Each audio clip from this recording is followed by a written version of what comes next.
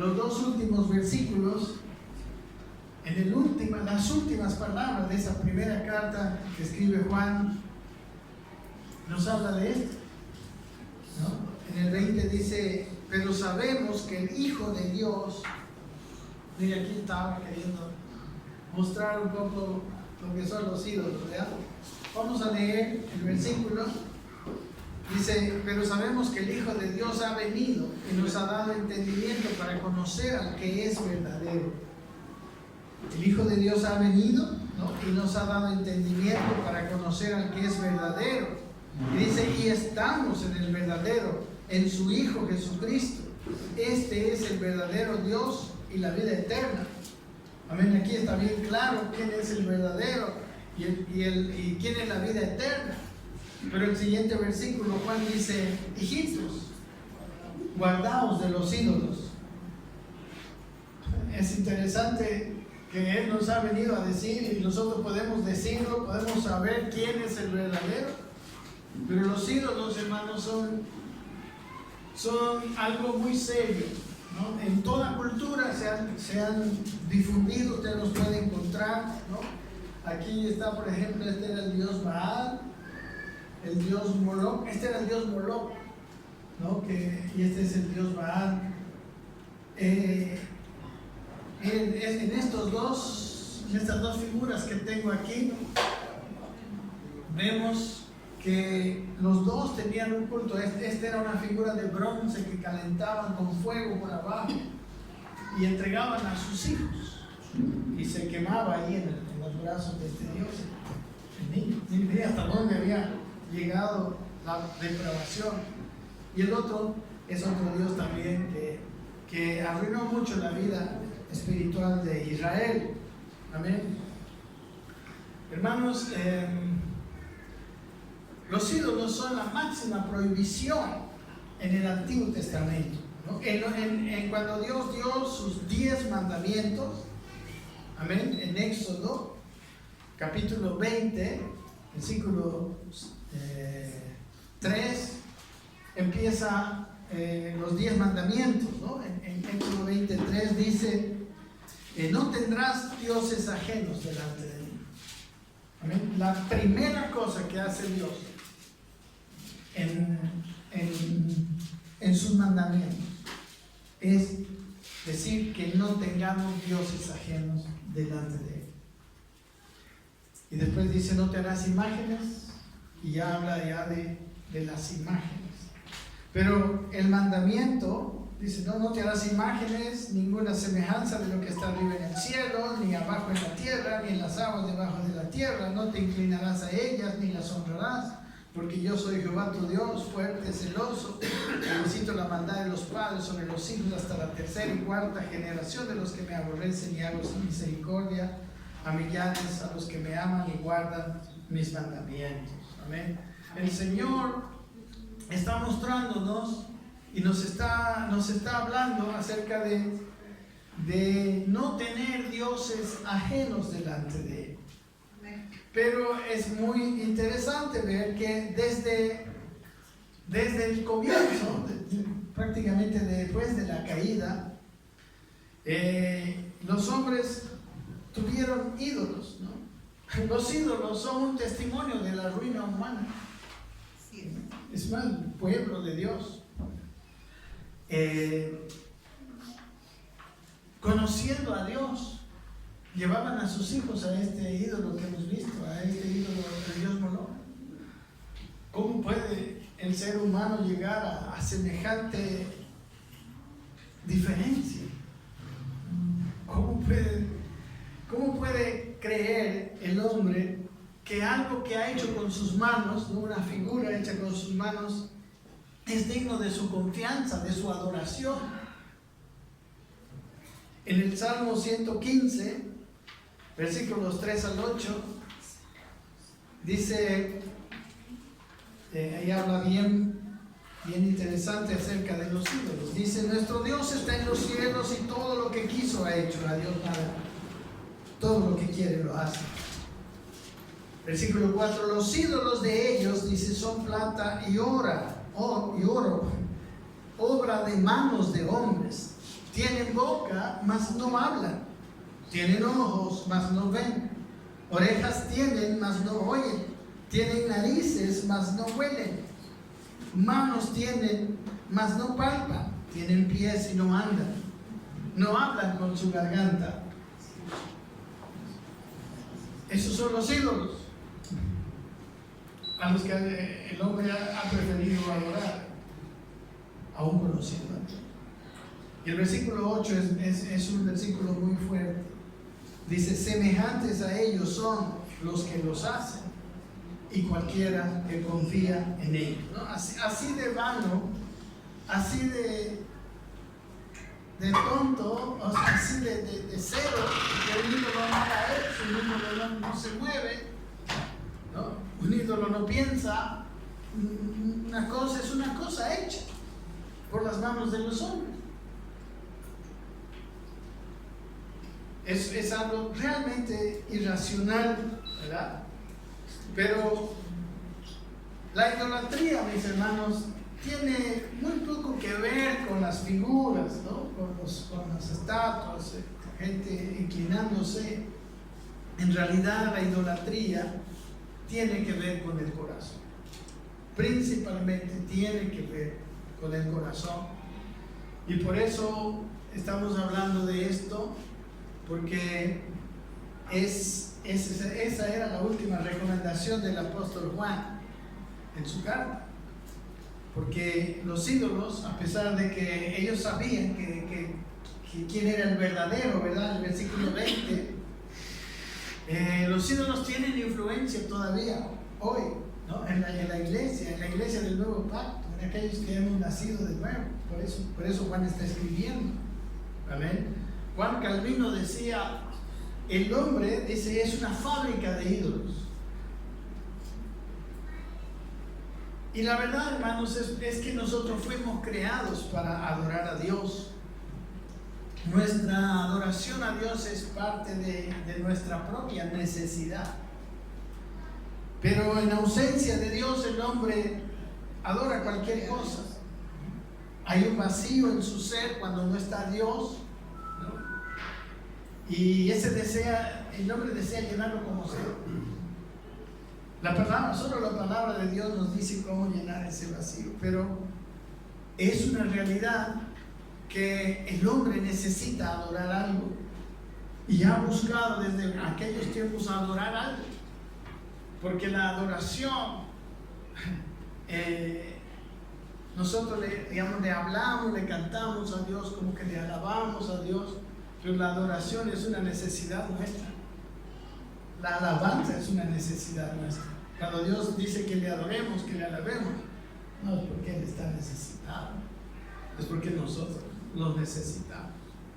En este versículo 8 de Salmo 115 dice que los que los adoran a los ídolos y los que los hacen son semejantes a ellos. Una verdad grande es que nosotros nos transformamos en aquello que adoramos. En 2 de Corintios 3:18, la palabra de 2 de Corintios 3:18 dice esto. Dice: por tanto nosotros todos, dice, mirando a cara descubierta como en un espejo la gloria del Señor, dice, somos transformados de gloria en gloria en la misma imagen, como por el Espíritu del Señor. O sea, el Espíritu del Señor nos va conformando a aquello que dice, mirando nosotros a cara descubierta, esa es su gloria. Y entonces en este versículo nos habla de la manera en cómo nosotros somos transformados a la imagen de su Hijo. Amén. Mirándolo y adorándolo. Amén. Nuestra transformación es de esta manera, pero se ve que nuestra transformación no es algo sencillo. Nuestra transformación tiene opositores, tiene luchas, porque usted sabe, el corazón es engañoso. El corazón del hombre, dice Jeremías en capítulo 17, dice versículo 9, Si alguien está anotando para que lo revise. Dice, engañoso es el corazón, dice, más que todas las cosas. Y perverso, ¿quién lo conocerá? Y dice, yo Jehová, ese es el único que conoce. Ni nosotros conocemos nuestro corazón, pero Dios sí lo conoce. Pero es engañoso. Por eso el autor a los Proverbios nos dice en el capítulo 4 que sobre toda cosa guardada, guardemos el corazón. Dice, sobre toda cosa que tú vas a guardar, sobre toda cosa sobre lo que vas a estar vigilante, sobre lo que vas a cuidar. Dice, cuida tu corazón. Y uno de los atacantes del corazón son los ídolos. Amén. Por eso Juan dice, guardaos de los ídolos, cuidaos de los ídolos. Aún increíble teniendo a Dios. ¿Sabe? Los ídolos nos empujan a sacar nuestros ojos de Cristo y nos seducen a buscar en otras cosas aquello que solo encontramos en Él. Un idólatra es alguien que tiene la ilusión de encontrar en otra cosa aquello que solo en Él se puede hallar. Amén. Los ídolos nos empujan, quieren sacar, está todo el tiempo empujando. Por eso al final vamos a ver que nuestra lucha con los ídolos no acaba con un arrepentimiento hoy, es una lucha siempre. Entonces nos empujan y quieren sacar de nuestros ojos a Cristo y quieren que dejemos de mirar a Cristo pensando que podemos encontrar aquello que solamente encontramos en Él, podemos encontrar en otra cosa que es el divino. Entonces es necesario, si nosotros no vencemos, no logramos identificar y vencer esos ídolos que están acechando nuestros corazones, nosotros no tendremos victoria con el pecado, no tendremos victoria en nuestro crecimiento en Cristo. Amén. Vamos a estar muy frustrados queriendo avanzar si nosotros no tratamos primeramente con aquellos ídolos que nos acechan y que algunos quizás en esta mañana se van a dar cuenta todavía están en su vida. Amén. Por eso en primera de Juan dice, sabemos que quién es el verdadero. Pero ahí están los ídolos acechándolos. Amén. Es necesario identificarlos, por eso también hoy vamos a hablar de eso. Porque es imposible pelear con algo que yo desconozco, ¿verdad? ¿Cómo voy a luchar con algo desconocido? Por eso debemos identificarlos. Y probablemente les digo, es muy probable que entre nosotros hay algunos idólatras que no saben que lo son. Vamos a dar una definición de idolatría. Y por eso este mensaje lo he tratado de hacer así muy... Porque ¿sabe qué, hermanos? Toca con lo central de nuestra vida. Nosotros podemos venir todo el tiempo aquí a la iglesia, podemos estar queriendo hacer todo, pero si en nuestra vida, si queremos consagrarnos, estamos sirviendo, no sé cuántas cosas pudiéramos hacer para acercarnos a Dios, pero si hay un ídolo, Dios no convive con los ídolos. No hay comunión entre Dios y los ídolos, dice el apóstol Pablo en 2 Corintios. ¿Qué comunión hay entre la luz y las tinieblas?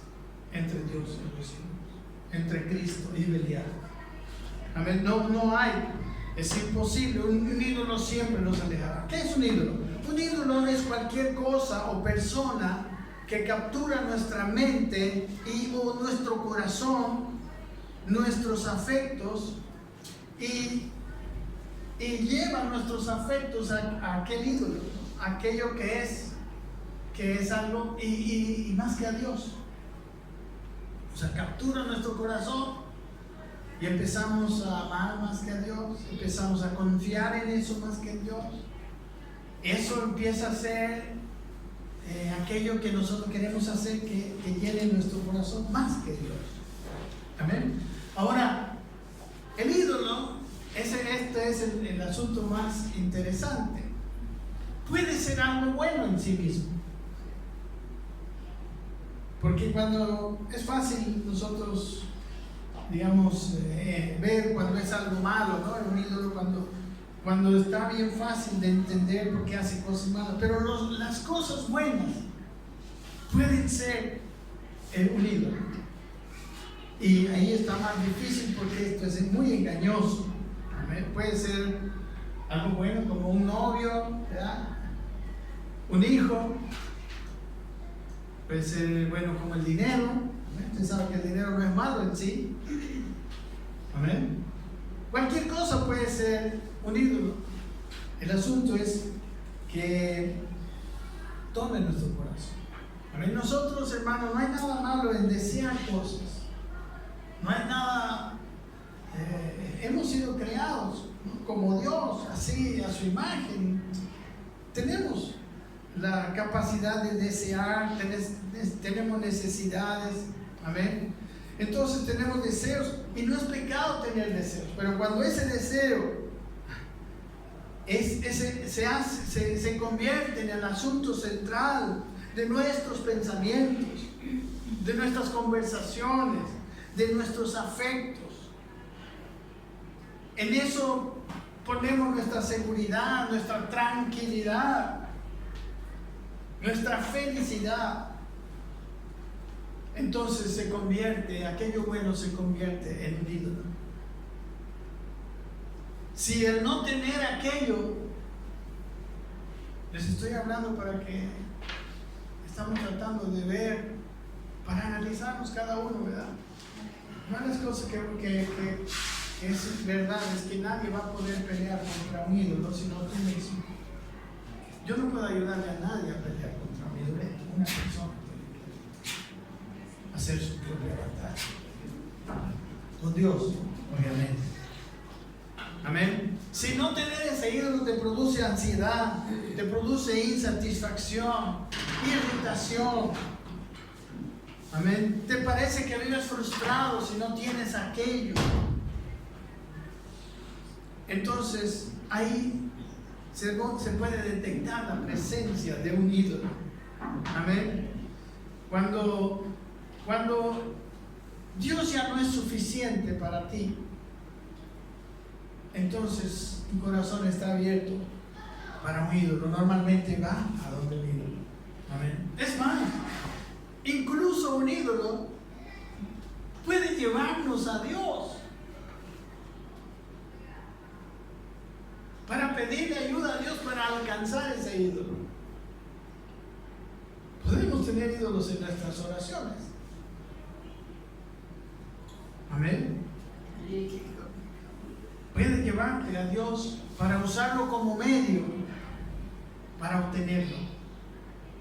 En este caso ya no buscamos a Dios por Dios mismo, por sí mismo. Buscamos a Dios, ¿no? Para obtener nuestro deseo idolátrico. Amén. En caso de que sea un ídolo, a Dios lo buscamos y también nos concede nuestras necesidades, nos suple, sí. Pero también nosotros pudiéramos buscarlo por algo que ya dejó de ser una necesidad y se convirtió en un ídolo. ¿Está bien? No es malo, el ídolo no es algo más malo en sí mismo normalmente, pero cuando él toma el corazón se convierte en algo súper malo. Y como vamos a ver más adelante, es creo, ¿no? La madre de todos los pecados, la idolatría. ¿Por qué muchas oraciones no son contestadas? Estamos hablando de que muchas oraciones que hacemos nosotros, las hacemos para que Dios nos conceda. Y cuando, sin darnos cuenta, estamos pidiendo por un ídolo, entonces Dios deja de concedernos, ¿verdad? Y como les digo,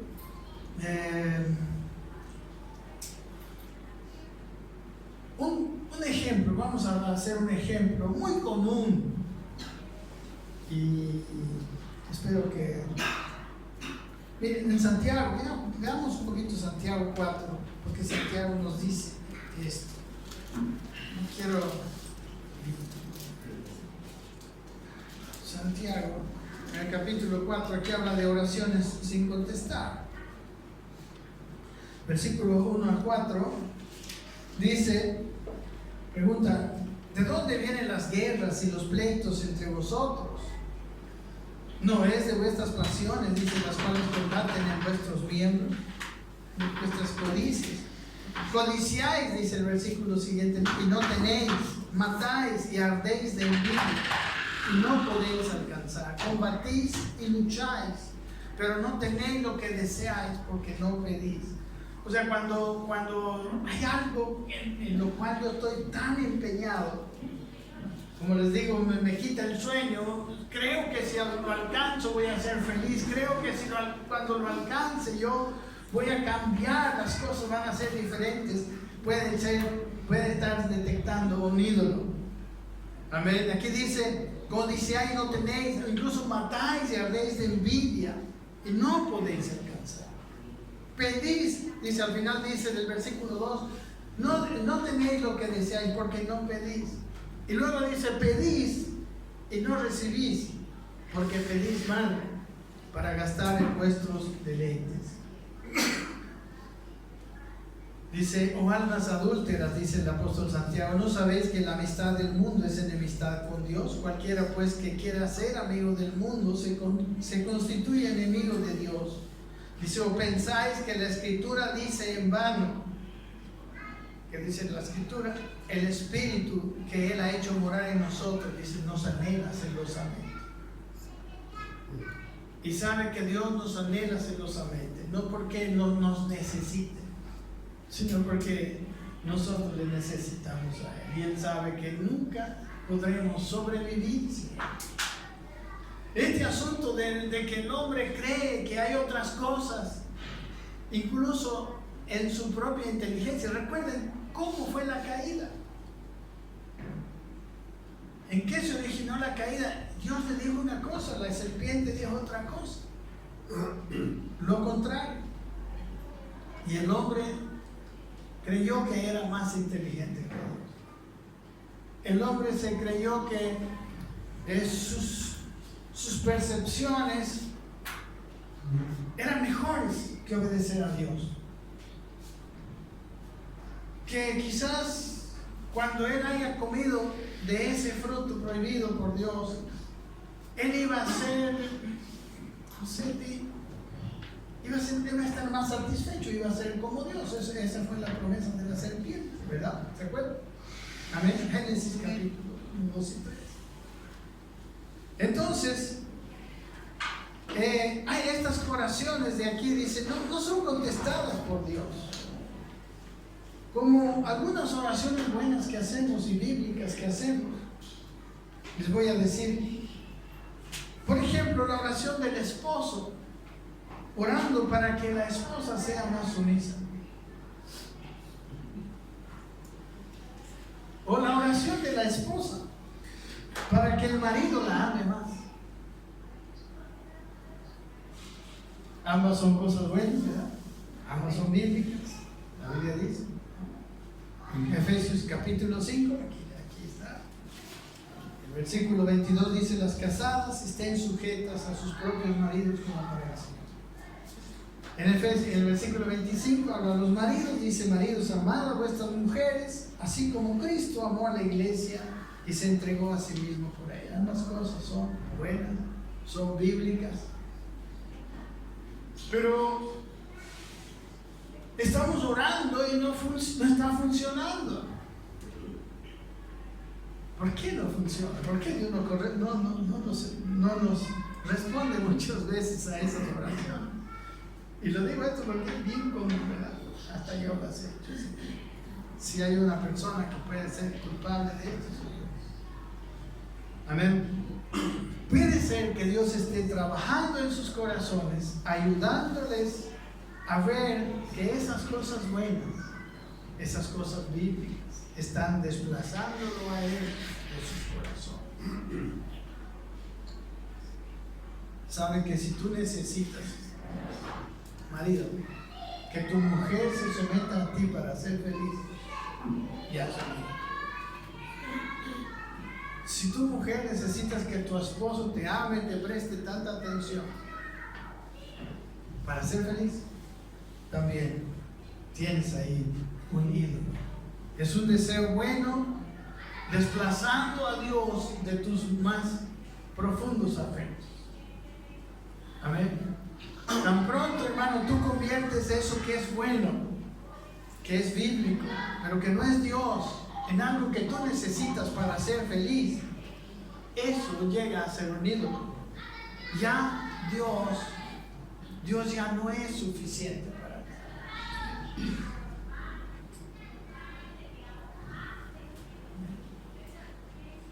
Dios, cuando tú oras así, Él está más interesado más bien en destruir esos altares de tu corazón. Está más interesado en destruir esos altares de tu corazón a que tú estés cómodo y que estés feliz con una esposa sumisa o una esposa feliz con un esposo amoroso. Cuando como esposo, yo le he escrito esto, por eso quiero, haces del respeto de tu mujer un ídolo, y habla todos nosotros, te vuelves hipersensible, te vuelves irritable con todo aquello que hace ver a tu esposa irrespetuosa. Terminas convirtiéndote en un policía del respeto y la sumisión.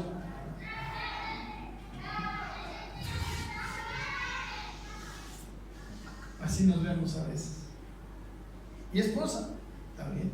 Cuando tú como esposa haces un ídolo del amor de tu marido, que es algo bueno, que es algo bíblico, sabe que todo va bien en tu vida mientras él te presta atención. Pero si tu esposo empieza a ponerse distante, empieza a ser distraído contigo y todo se desmorona en tu corazón, ahí está la presencia de un ídolo. Ahí está el ídolo haciendo una labor destructiva. Por eso ahora tanta dedicación, ¿no?, a ropa, a dietas, al gimnasio, con tal de retener la atención del marido, llamar más la atención del marido en este mundo tan competitivo, ¿verdad? Y no son malas, ni siquiera, no es malo el gimnasio, no es mala la ropa, no es mala la buena alimentación. Amén. ¿Está mala alguna de esas cosas? No. Pero si aquellas cosas, hermano, toda aquella dedicación a eso empieza a hacerte sacrificar otras cosas en el altar de ese ídolo, incluyendo tu comunión con Dios. Amén. Si esas cosas están desplazando tus afectos de Dios, tu atención a Dios, tu propio comportamiento con esa persona, entonces ahí está la presencia de Dios. Cuando el Señor dijo en Éxodo 20, no tendrás dioses ajenos delante de mí, ese delante de mí quiere decir antes que yo, quiere decir como más importante que yo, dice Dios. Nada debe ser más importante que yo, dice. Miren, en Apocalipsis, ¿cuántos se acuerdan de una iglesia muy buena en el capítulo 2? La primera iglesia a la que escribe el ángel es la iglesia de Éfeso, a la que también, miren, Juan le escribe en su primera carta y le dice: cuidaos de los ídolos. Y ya en el tiempo del Apocalipsis, en el tiempo, los fines del primer siglo, Juan escribe, ¿no?, por orden de Dios, Dice, leamos un poquito, capítulo 2, 1, aquí está. Describe al ángel de la iglesia en Éfeso, dice, el que tiene las 7 estrellas en su diestra, el que anda en medio de los 7 candeleros de oro, dice esto: yo conozco tus obras y tu arduo trabajo y paciencia, y que no puedes soportar a los malos, y has probado a los que se dicen ser apóstoles y no lo son, y los has hallado mentirosos, y has sufrido y has tenido paciencia y has trabajado arduamente por amor de mi nombre y no has desmayado. Dice, pero tengo contra ti que has dejado tu primera amor. Ellos estaban haciendo un montón de cosas buenas, todo lo estaban haciendo bien, pero las cosas buenas, les digo, las cosas buenas son los ídolos. O sea, con las cosas buenas nosotros tenemos más peligro porque son buenas, y es difícil reconocer un ídolo en algo bueno, pero ellos estaban haciendo todo. Amén. Habían sufrido, habían perseverado, tenían discernimiento espiritual, tenían doctrina correcta, pero estaban empezando a dejar esas cosas, de hacer esas cosas por Dios. Yo no sé por cuál otra motivación le empezaron a hacer. Me imagino que pueden ser muchas. Muchas veces el mismo ministerio se puede convertir en un ídolo también, porque ya es más importante que Dios. Ya estoy sufriendo por el ministerio, ya estoy amando por el ministerio, ya estoy siendo... Amén. ¿Y qué es Dios? Amén. Entonces, hermanos, y ya te dice en el siguiente versículo, el 5, dice: recuerda por tanto de dónde has caído, y arrepiéntete y haz las primeras obras. Aquí está lo que tenían que hacer, y también que era lo que era demasiado grave. Dice: recuerda de dónde has caído y arrepiéntete, y que haga las primeras obras. Dice cómo es el trato que tenemos que tener cuando algo bueno ya se está convirtiendo en un ídolo dominante en mi vida. Debo arrepentirme y recordar cómo lo hacía antes con un corazón. ¿Se dan cuenta que no dice que cambien sus acciones? Dice que cambien sus motivaciones. Que la manera de hacerlo, el por qué lo hacen y con cuánta satisfacción lo hacen. Eso es lo que a Dios le importaba, que sea transformado. Y le dice que si ellos... Le dice, porque si no, dice, vendré pronto a ti y quitaré tu candelero de su lugar si no te hubieras arrepentido. ¿Qué eran los candeleros? Eran las iglesias. O sea, vas a dejar de ser iglesia. ¿Cuántas iglesias hay que ya no son iglesias para Dios? No sé, ni quiero saber. Amén. Espero que nosotros no. Pero debían arrepentirse, era crucial. Una iglesia como Éfeso, sí. Una iglesia tan militante como Éfeso, una iglesia tan trabajadora, tan entendida en la palabra, sí, habían dejado. ¿Sabe, hermano? Es el síndrome. Y esta noche me invitaron a una iglesia y me invitaron a predicar para animar a los hermanos a evangelizar. El pastor, imagínense a mí, yo acepté, no sé por qué, pero y haciendo esto ya el Señor me dio una idea de cómo voy a hacerlo sin violar mis propios principios. Amén, amén. Hermanos, miren, Dios sabe que si nosotros perdemos a Él, lo perdemos a Él como el centro de nuestra vida, nos vamos a ir deslizando. Y tarde o temprano vamos a acabar destruidos. Vamos a dejar nosotros de ser iglesia misma. Amén. Tú vas a dejar. Bueno, como marido tú no necesitas. O sea, tú no deberías necesitar la solución de tu esposa para ser feliz. Ni para amarla. porque Dios te hace feliz. Amén. Lo mismo la esposa. Amén. Es más, muchas veces cuando nosotros nos convertimos en policías de la sujeción, estamos haciendo todo lo contrario, ¿no? Estamos yendo en contra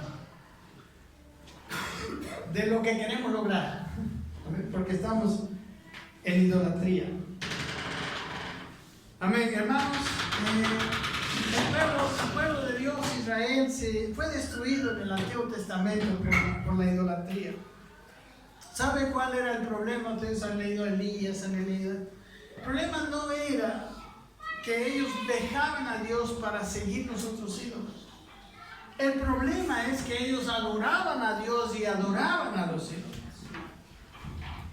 Ese es el problema. Cuando Elías confronta a los profetas de Baal en el monte Carmelo, Elías quiere hacer una purificación. Él dice: vamos a ver quién es Dios. Si Dios es Baal, entonces vayan y adórenle.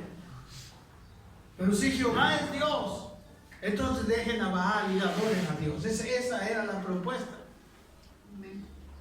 Amén. Y esa es la propuesta. Cuando nosotros dejamos entrar ídolos y tenemos una vida mezclada, hermanos, nosotros somos inefectivos, nosotros nos sentimos mal, no tenemos la satisfacción completa, porque Dios es suficiente. Amén. Cuando lo amamos, amén, ¿qué más necesitamos? Todo lo demás se empieza a ordenar cuando Dios está primero. Todo se desordena cuando algo está tomando nuestro corazón, está opacando a Cristo. Amén. Miren, ese Dios admirable, lleno de poder, lleno de magnificencia, maravilloso, lleno de amor, que también murió en la cruz, hermano, se humilla para decirle a la iglesia: vuélvete a los tiempos cuando me admirabas, cuando me amabas, cuando podías hacer cualquier cosa por mí, cuando yo era el amor suficiente de tu vida. Miren Jeremías, vamos a leer Jeremías capítulo 2. Miren a Dios hablándole a su pueblo. Está con usted. Vino a mí palabra de Jehová, Jeremías 2:1, diciendo: anda, bien, por favor, capten a este Dios amando a su pueblo. Anda y clama, dice, a los oídos de Jerusalén. Y bueno, les recuerdo que Jeremías era el profeta que estaba en función cuando ya Dios había decidido, bueno, casi al momento de decidir la destrucción de Jerusalén por medio de Nabucodonosor. ¿Amén? Y él empezó a predicar. Parece que Jeremías fue el último profeta antes de la destrucción, para que no fuera destruido. No, claro, fue destruido, se lo llevaron a Egipto y todos conocen la historia. Dice: anda, versículo 2, anda y clama a los oídos de Jerusalén diciendo: así dice Jehová, dice, me he acordado de ti, dice, y de la fidelidad de tu juventud, del amor de tu desposorio, cuando andabas en pos de mí en el desierto, en tierra no sembrada. ¿Cuántos? No sé, si usted ha sido salvo algún día, usted ha tenido esta experiencia.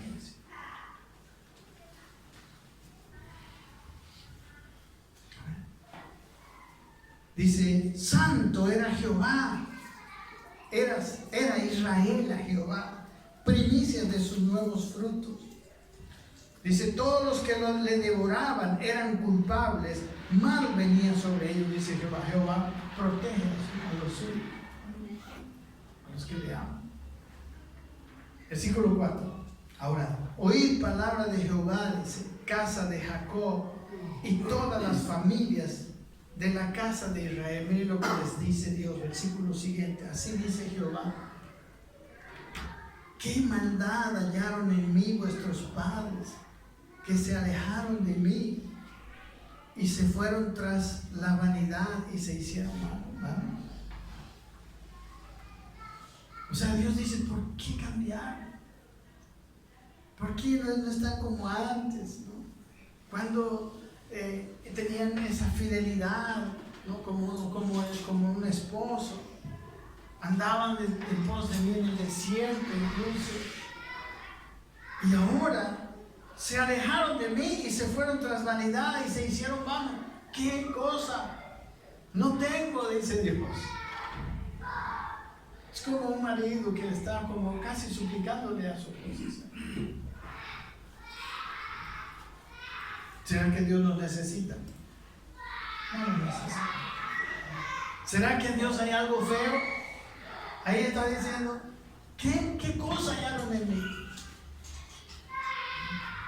Y lo que Dios está diciendo en otras palabras es: vuélvanse a mí, porque en ningún lugar encontrarán un mejor marido. Nadie será. El libro de Oseas es un libro muy interesante también de esos tiempos por ahí, donde Dios le manda al profeta Oseas a casarse con una mujer adúltera. Vamos a leer unos cuantos versículos de Oseas.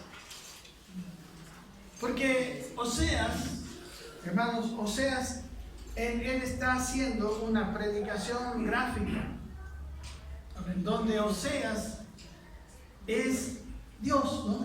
Es la figura, la representante de Dios, y la mujer es la representante del pueblo de Israel, idólatra.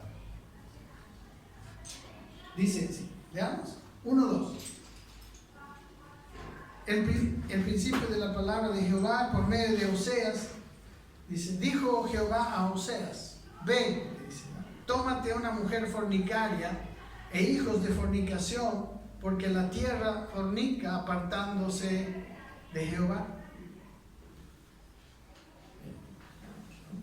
Le dice: toma una mujer fornicaria e hijos de fornicación, porque la tierra fornica apartándose de Jehová. La tierra quiere decir su pueblo, ¿verdad?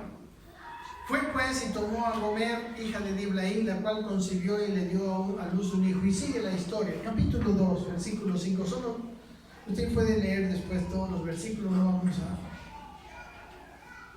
Versículo 5, 2:5. Dice: porque su madre se prostituyó,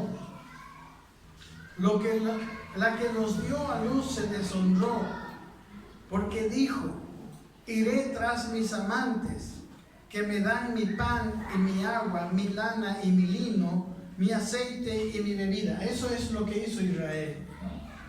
Israel era la madre de los israelitas. Amén. Ella fue tras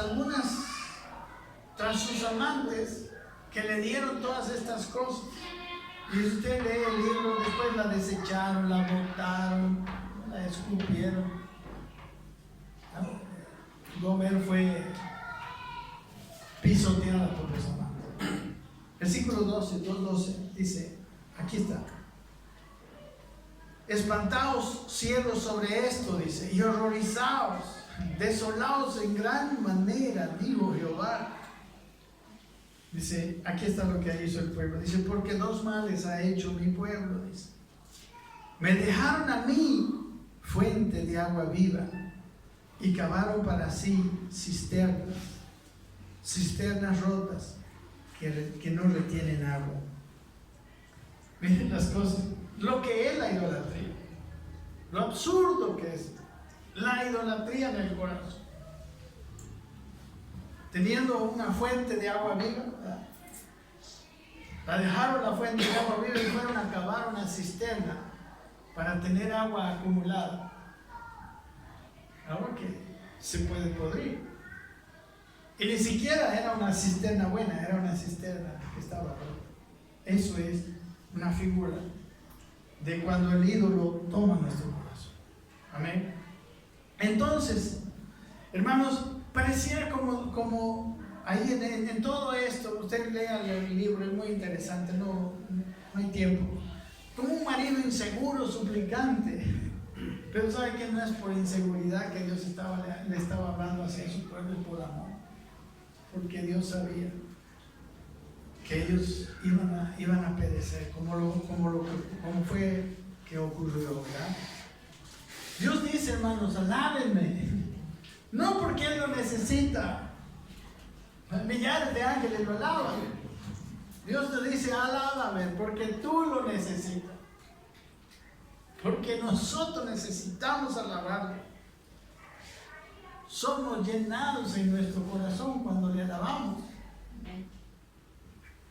Amén. Satisfacemos anhelos espirituales en nuestro ser. Él sabe, hermanos, que nada podrá satisfacer los anhelos, los deseos más profundos de nuestro corazón si no hay. Él lo sabe.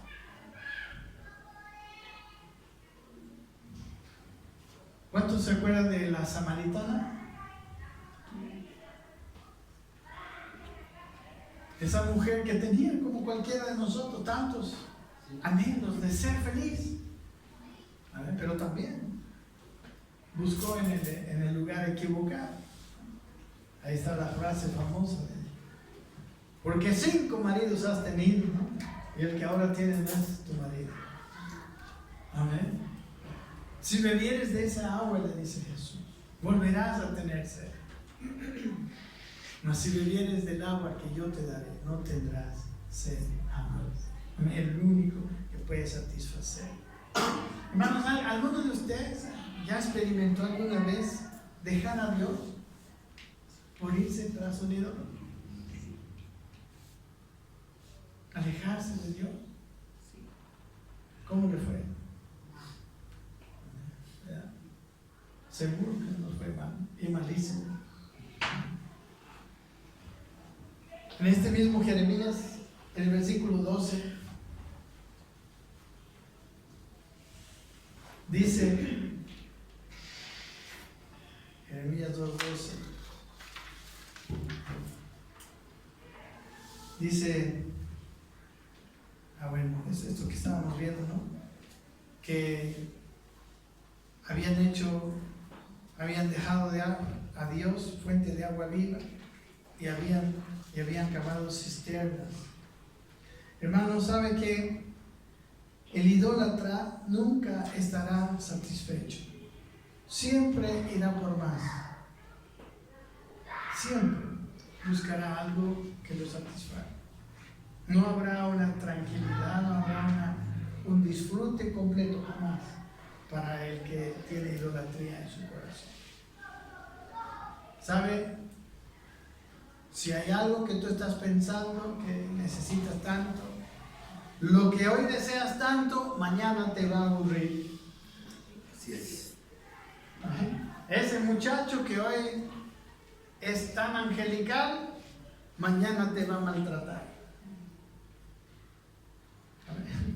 Esa figura despampanante, ¿sabes? Mañana va a envejecer. El único que no cambia es Dios. Hermano, Dios es el oxígeno de nuestra vida. Pero ¿sabe qué? El idólatra es aquel que se sumerge en el océano de su insensatez y se lleva un tanque de oxígeno. ¿Amén? El idólatra, teniendo el aire, el oxígeno de Dios, pero se sumerge y se lleva su tanque de oxígeno. ¿Y sabe qué? No vuelve a Dios, no vuelve a subir hasta que no se le acabe. Pero ¿sabe qué es lo que hacen muchos? Usted puede leer Apocalipsis 9, ya no se lo leo porque está muy lejos, muy largo. ¿Sabe qué? Cuando vuelve a la superficie, en vez de buscar a Dios, busca otro tanque más grande. Así es la vida del ídolo. ¿Y sabe qué? En eso se le va la vida. Ahí se le va su vida y no cumple el propósito, no cumple la asignación y por eso pasa una vida totalmente necesitada, totalmente insatisfecha. El síndrome del rico insensato. ¿Sí? Alma, muchos bienes tienes, ¿ya? Construiré graneros para guardar muchas cosas, ¿no? Hasta que llegue el momento en que tenga suficiente y le diga: alma, muchos bienes tienes guardados para muchos días. Ahora sí, anda, come, bebe, regocíjate. Y la voz viene, ¿no?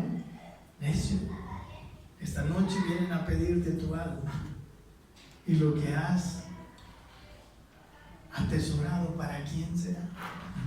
El idólatra anda en una carrera desenfrenada para satisfacer lo que Dios podría satisfacer. Amén. Y gratuitamente y por un poco de fe. Jesucristo compró eso, nos ama tanto, amén, que Él hace todo eso. Quizás algunos de nosotros jamás hemos experimentado, necesitamos convertirnos, hermano. Es probable que algunos de nosotros nunca hayamos disfrutado de esa conversión. Miren los tesalonicenses, es muy lindo el capítulo 1, en su carta, ellos estaban, hermano, no tenían necesidad de que nadie los empuje, igual que la samaritana. ¿Saben que mi mensaje de esta noche todavía no lo he hecho, pero va a hablar de la samaritana como la evangelista? Porque ustedes saben que la primera evangelista, que no era apóstol, no era diácono, no era nada, pero ella se convirtió de veras. ¿Y cómo fue a evangelizar? Porque tuvo lo genuino. Dice, miren lo que dice a los tesalonicenses: damos siempre gracias a Dios por todos vosotros, les dice, no haciendo memoria de vosotros en nuestras oraciones, acordándonos sin cesar delante de Dios y Padre nuestro, de la obra de vuestra fe, del trabajo de vuestro amor, de la constancia en la esperanza en nuestro Señor Jesucristo, porque conocemos, hermanos amados, vuestra elección. Ellos habían hecho su elección firme y estaban en ello, pues nuestro evangelio, dice, no llegó a vosotros en palabras solamente, sino también en poder, en el Espíritu Santo, en plena certidumbre, como bien sabéis cuáles fuimos entre vosotros. Por amor de vosotros ellos también les evangelizaron bien. Dice, y vosotros, versículo 6, vinisteis a ser imitadores de nosotros y del Señor, recibiendo la palabra en medio de gran tribulación, con gozo en el Espíritu Santo, de tal manera que habéis sido ejemplo a todos los de Macedonia y de Acaya que han creído. Amén, porque partiendo de vosotros ha sido divulgada la palabra del Señor, no solo en Macedonia y Acaya, sino también en todo lugar. Vuestra fe en Dios se ha extendido, de modo que nosotros no tenemos necesidad de hablar nada. Amén. Qué pueblo lindo los tesalonicenses. Nadie tenía que empujarles. Amén. Ellos estaban yendo más adelante que Pablo todavía. Le estaban ganando la carrera a Pablo. Y eso es porque amamos al Señor. Yo sé que el mejor evangelista es el que ama al Señor, pues. Porque si tuviera cristianos una pesada carga, ¿con qué gusto vas a ir a compartir de Cristo, verdad? Si todavía cristianos, una vida. Amén. Los hermanos, no es malo tener deseos. Amén. No es malo. Lo malo es que esos deseos se conviertan en tu Dios. Amén. Dios hizo todas las cosas, dice, para que las disfrutemos. Está en 1 de Timoteo, capítulo 6, 17. Dice así en 1 Timoteo 6, 17: a los ricos de este siglo manda, dice, que no sean altivos, ni pongan la esperanza en sus riquezas, las cuales son inciertas, sino en el Dios vivo, dice, que nos da todas las cosas en abundancia, para que las disfrutemos. Amén. La cosa es no poner nuestra esperanza. Pero Dios nos ha dado todas las cosas para que las disfrutemos. Y claro, el corazón idolátrico siempre quiere más. Nada es suficiente. Amén. Aleluya. Entonces, la idolatría nos hace codiciosos de cosas, siempre buscando más, siempre buscando acumular, tener, guardar, ¿no? Y ahorrar y buscar, ¿no? Si tan solo tuviera esto, sería tan feliz, ¿no? Si tan solo tuviera una casa, si tan solo tuviera un auto, si tan solo tuviera una mujer, todo, ninguna de estas cosas son malas, pero todo ídolo nace de estos deseos cuando son incontrolados. Por eso el Señor dice: guárdense de los ídolos. ¿Sabe, hermano? Cuando Dios, el problema más grave es cuando Dios deja de ser suficiente. Cuando Dios deja de ser el amor de nuestra vida. Hermano, cuando Dios deja de ser suficiente, estaremos dispuestos a violar cualquier ley moral, cualquier cosa, para obtener aquello que está cautivando nuestro corazón. Por eso, sobre toda cosa guarda tu corazón. Amén. Y ese deseo idolátrico, esos ídolos, son como en la rueda, ¿no? La rueda de bicicleta. Los pecados particulares son los radios. Y el eje, ¿no? Todos los radios, si los seguimos, van a un lugar central que es el eje. Y ese eje es la idolatría. La idolatría, podríamos decir, es la madre de todo pecado. Amén. No importa cuánto atractivo. ¿Sabe qué, hermanos? Si nosotros queremos luchar efectivamente contra los ídolos, necesitamos saber varias cosas. Primero, necesitamos identificarnos, ¿no? Necesitamos también saber antes que no es una cosa, no es una cuestión de una vez, es una cuestión de todos los días. En cualquier cosa nosotros nos podemos aferrar, hasta el ministerio, ¿cómo? Amén. El predicar, el hablar, el lindo, ¿no? Tener la atención de la gente. Por eso voy a dejar de predicar, ¿no? Hay que predicar, pero hay que luchar, o sea, predicando y luchando, amén, contra esos ídolos, amén, teniendo, disfrutando y luchando, amén. Solo que no tome en tu corazón ninguna de estas cosas, amén. La primera cosa es pedirle a Dios. Si usted tiene alguna cosa que, como varias preguntas que ya habíamos hecho, las quiero ahora enumerar. Amén. Decirle: Señor, como decía el salmista, examíname, oh Dios, y conoce mi corazón. Él sí no conoce nuestro corazón. Vamos a ver algunas preguntas examinadoras de corazón. Quizás no son todas, pero nos van a dar una idea. ¿Cuáles son nuestros pensamientos que más llenan nuestra mente? ¿En qué piensas todo el tiempo mayormente?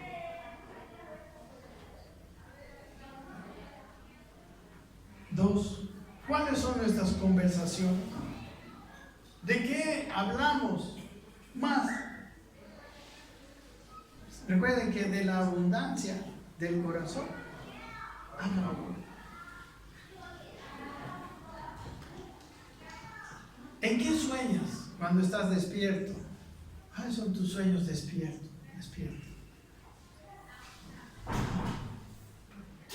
Si yo tuviera eso.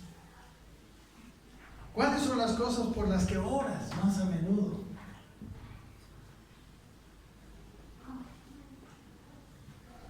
Es muy interesante la oración del Padre Nuestro, que nos enseñó el Señor Jesús. Las primeras 3 peticiones no son para el que ora, son para que se haga la voluntad de Dios. Que sea santificado tu nombre, que venga tu reino, que se haga tu voluntad. Él nos mostró que la oración tiene que servir para su propósito. Y dice la Biblia que Él tiene cuidado de nosotros. ¿Amén? ¿En qué áreas te es difícil someterte a Dios?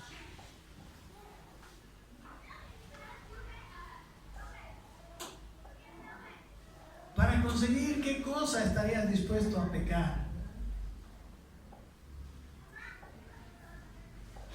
¿Habrá algo tan lindo que tú dices, vale la pena un pecadito? 7. ¿Hay algo aparte de Dios que te haga sentir seguro? ¿Qué necesitas para estar viviendo seguro en la vida? Aparte de Dios. Una cuenta, un seguro de salud. 8. ¿Hay algo que crees necesitar para ser feliz? ¿Para que tu vida valga la pena? ¿Para que tu vida tenga sentido? ¿Para que tenga significado tu vida?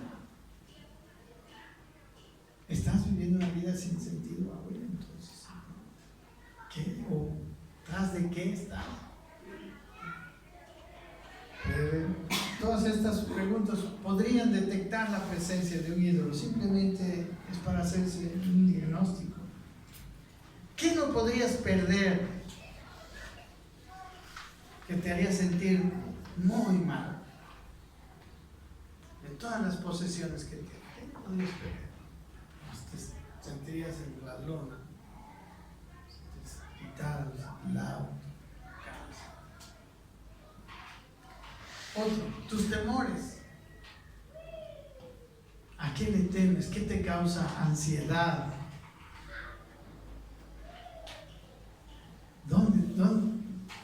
¿Dónde estás paralizado de temor? O quizás qué cosas te irritan, te traen desazón, te dejan deprimido. ¿Saben que esas son alarmas que están sonando ahí? Otra pregunta, ¿por qué haces lo que haces? ¿Por qué te estás dedicando a lo que te estás dedicando? Es una buena pregunta. ¿Qué te motiva? Además, aún servir en la iglesia puede ser, ¿no? Para que te vean.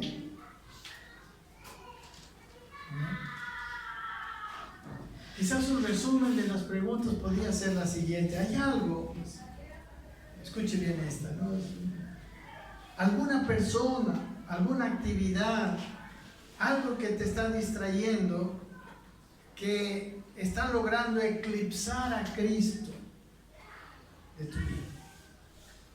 ¿Qué está haciendo que Cristo sea eclipsado en tu vida? ¿Hay algo? ¿Habrá algo?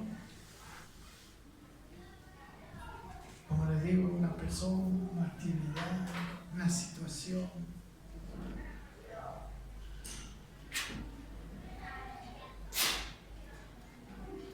Algo te entretiene o te distrae de modo que estás perdiendo de vista la hermosura, la magnificencia de Cristo.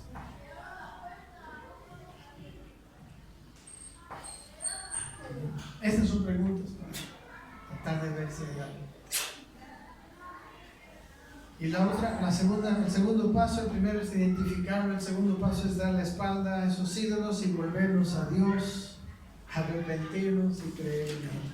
Amén. Todos podemos disfrutar de las cosas de la vida, pero con nada que sustituya a Dios. Amén. Recuerden la mujer samaritana en Juan capítulo 4, ¿no? Jesús le dice esto, versículo 13, le dice esto a la mujer. Respondió Jesús y le dijo: cualquiera que bebiere de esta agua volverá a tener sed. Pero el que bebiere del agua que yo le daré, no tendrá sed jamás, sino que el agua que yo le daré será en él una fuente de agua que salte para vida eterna. Ande Dios, cuando bebemos de él, o sea, ya no hay más necesidad. O sea, hay necesidades, deseos, sí, pero no son dominantes. Amén. No estás deprimido porque no los tienes. Amén. Había algo que ella no le satisfacía. Amén. Aquí en el versículo 19, el Señor hace el diagnóstico.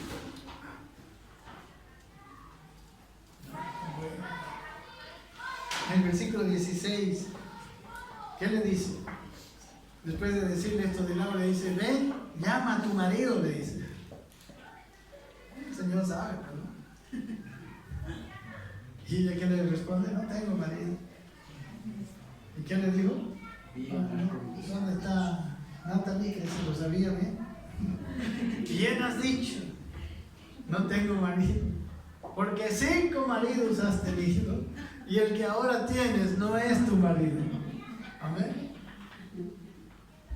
¿Qué estaba diciendo? Mostrando pues en que ella estaba queriendo satisfacer su necesidad de adorar algo que tenemos todos. Ya estaba por el 6º, imagínense, y seguía insistiendo. Amén, chorero, dice.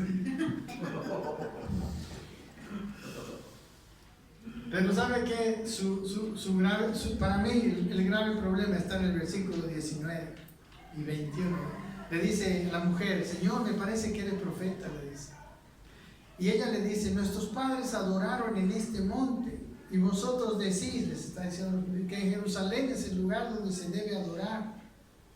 Y Jesús le dice, mujer, le dice, créeme que la hora viene cuando ni en este monte ni en Jerusalén adoraréis al Padre. ¿Sabe qué? Ella no tenía a Cristo. Ella estaba llena de religión.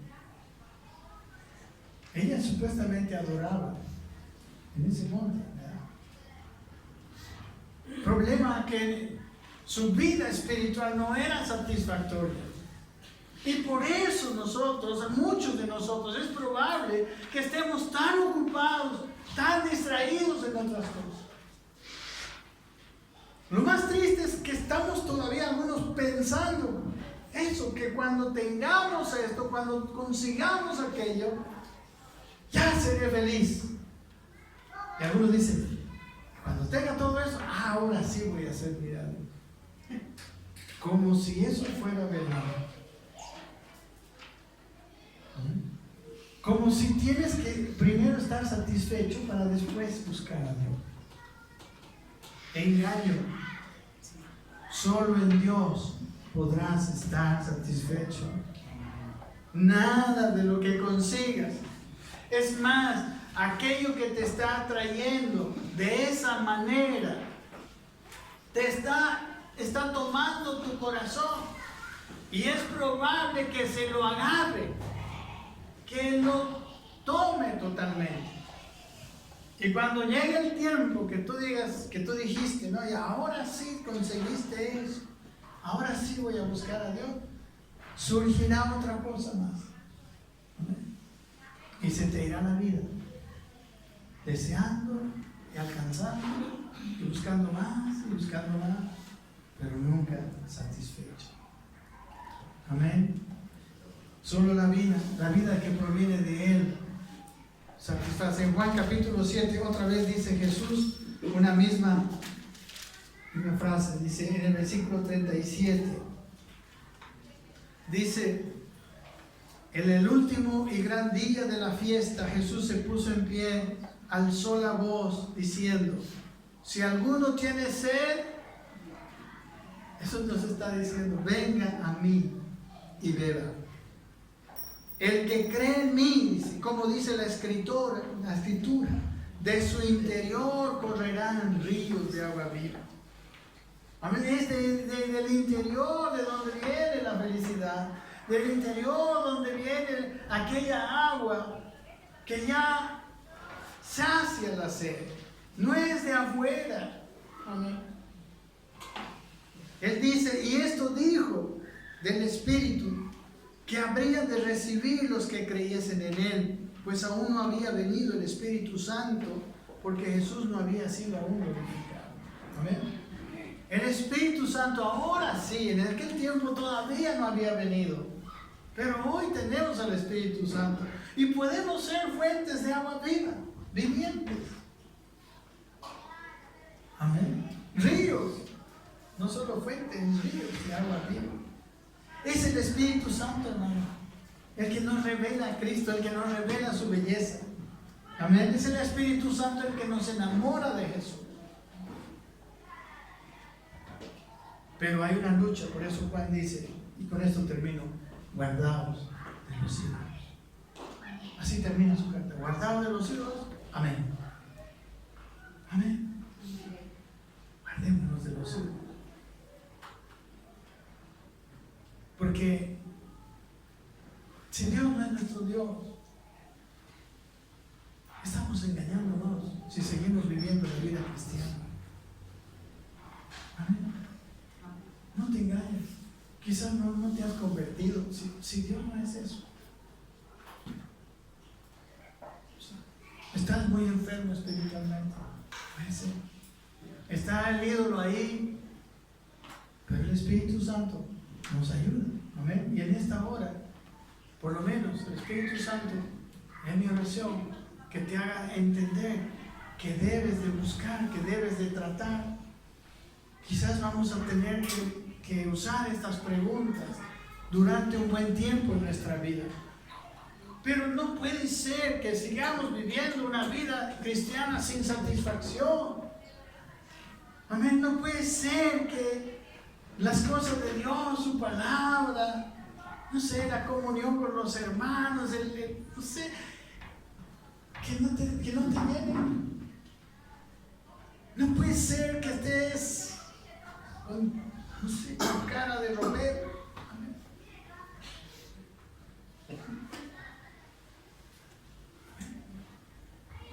No puedes dirigirte, no. Es un camino diferente, hermano. Hay caminos, dice la Biblia, que al hombre le parecen derechos. Los caminos de los ídolos son caminos que a veces parecen derechos, pero la Biblia dice, pero su fe son caminos de muerte. Amén. Oremos un momento. Ya. Padre, Señor, yo sé que tú nos has. Este tema es tuyo, Señor. Este tema es central en nuestras vidas, Señor. Este tema debe resolverse en la vida de cada uno de los que estamos aquí. ¿Qué puede ser aquello que es más grande, más maravilloso, más amable, más esplendoroso, más grandioso, más bello que tú, Señor? ¿Qué puede ser aquello que nos está engañando, Señor? Y nos está haciendo vivir una vida religiosa como la mujer samaritana, buscando maridos, buscando esto, buscando lo otro, aún las cosas buenas, como veíamos, aún la sujeción de mi esposa, el amor de mi marido, aún cosas tan buenas como esas, que se convierten en ídolos y tropiezos, que nos hacen vivir, Señor, un evangelio religioso, raro. Ayúdanos, Señor. Trae satisfacción, esa satisfacción maravillosa a las almas de cada uno de mis hermanos. Que puedan, Señor, decepcionarse de todo ídolo, Señor, y verte, Señor, contemplar tu hermosura.